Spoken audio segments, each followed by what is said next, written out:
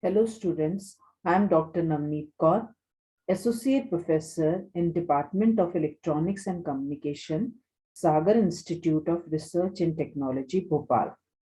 Today I will be taking lecture on subject digital communication. The topic which I will be discussing in my lecture is Quadrature phase shift keying system.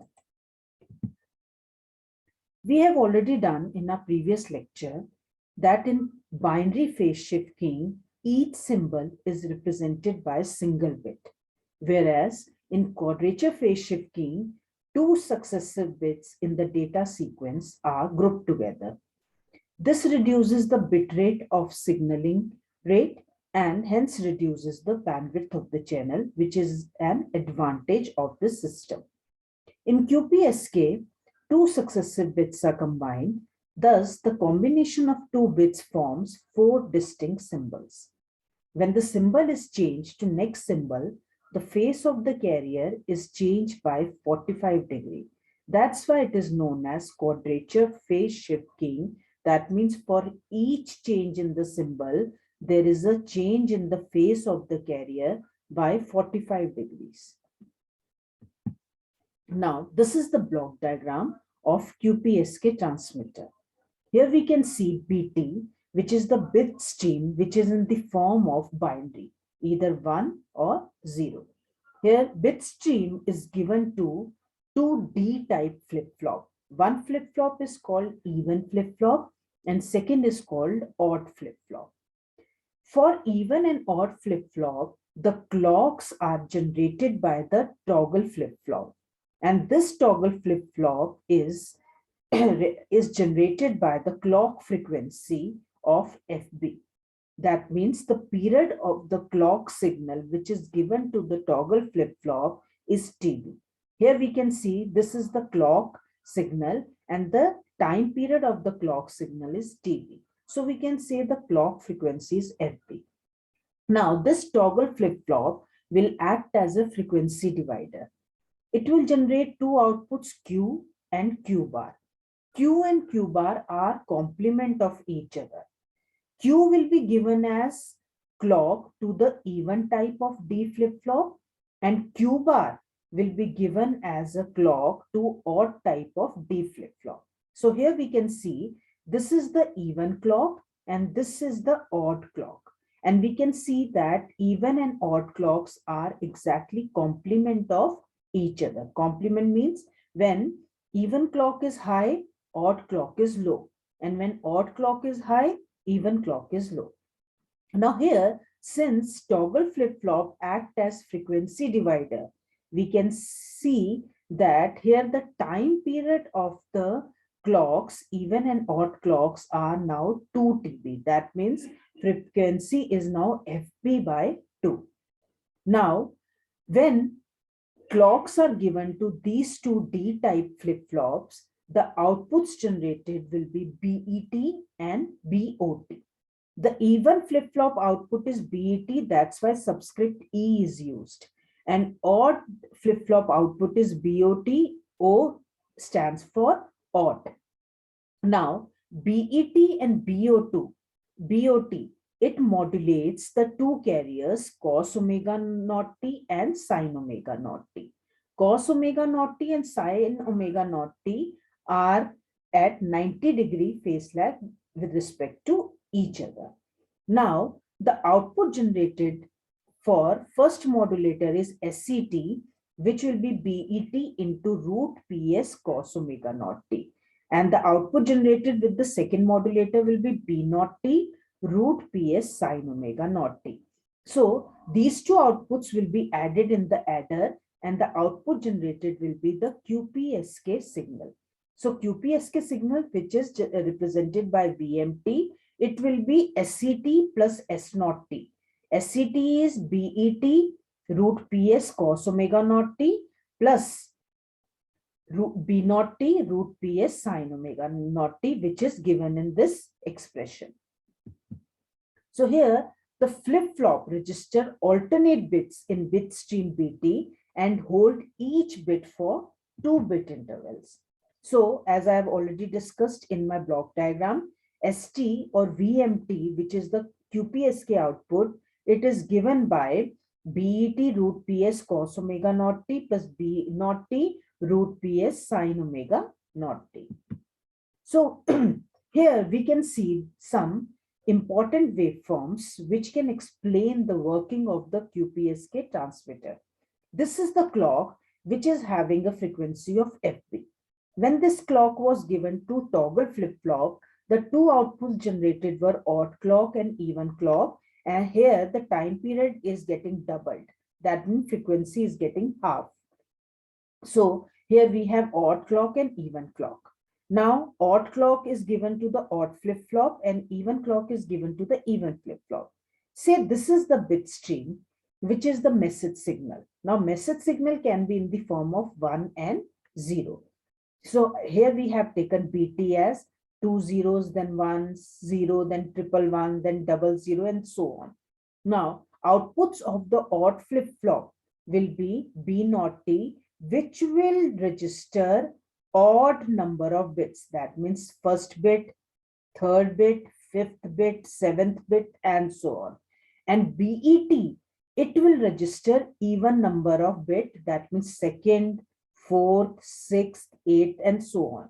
So B naught T and BET will take alternate bits and will hold each bit for 2 TB. Now, representation of the quadrature phase shift king signal. Here we can see that we have two carriers, root PS cos omega naught t and root PS sin omega naught t. Cos omega naught t always leads sin omega naught t by 90 degrees. So we can see here, root PS cos omega naught t, it leads root PS sin omega naught t by 90 degrees. Now, since root PS sin omega naught t is in the downward direction, minus root PS sin omega naught t will be in the upward direction. Root PS cos omega naught t is in right direction, minus root PS cos omega naught t will be in the left direction. Now when B naught is equal to -1 and BE is equal to 1, then using this equation, by substituting B naught as -1 and BE as +1, we will get minus root PS sin omega naught t plus root BS cos omega naught t. That means we will take the negative direction of sine and positive direction of cos. So this is the positive direction of cos and this is the negative direction of sine. So when we want to find out the resultant of these two, since sine and cos are represented as vectors, we will get the resultant of these two vectors by using parallelogram law of addition. Now, according to the parallelogram law of addition, the resultant will be generated as the diagonal of this parallelogram, where its two sides is represented by root PS cos omega naught t and minus root PS sin omega naught t. So this will be the diagonal. So this point will represent B naught is equal to -1 and BE is equal to 1. And the length of this diagonal will be the resultant. So using the Pythagoras theorem, since this length is root PS and this length is also root PS, the amplitude, or we can say the length of this diagonal, will be root 2 PS.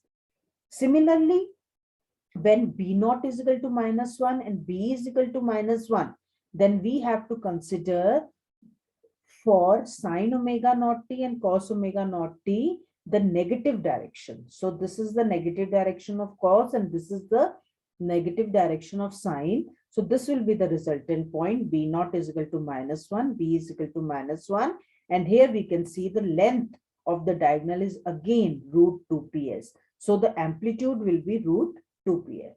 Similarly, for B naught is equal to 1 and B is equal to -1, the point will be represented here, and the signal for B naught is equal to 1 and B is equal to 1, the signal will be represented here. So here we can see that the phase difference between two signals is 90 degrees. That means when signal is B naught is equal to -1 and B is equal to 1, and whenever there is a change in the symbol, there is a phase difference of 90 degree. Again, there is a phase difference of 90 degree. Now here I have shown it in the labeled form. Here we can see that the first signal is having phase of 45 degree with respect to the standard direction root PS cos omega naught t. But when we will consider the second symbol, now it is at the angle of 135 degree. So there is a phase change of 90 degree between two symbols. Now here we can see when two bits are 1 and 0, then with respect to the standard direction, the phase shift is pi by 4. Then when it is 0, 0, it is 3 pi by 4. When 0 and 1, it is 5 pi by 4. And when it is 1 and 1, it is 7 pi by 4. So here we can see, here the first even bits occurs after the first odd bit. So even number bit sequence starts with the delay of 1 bit period due to first odd bit. So there is always a offset between even and odd bit. This I can show with the help of waveform also. We can see that BET and B0T will never change its bit at the same time.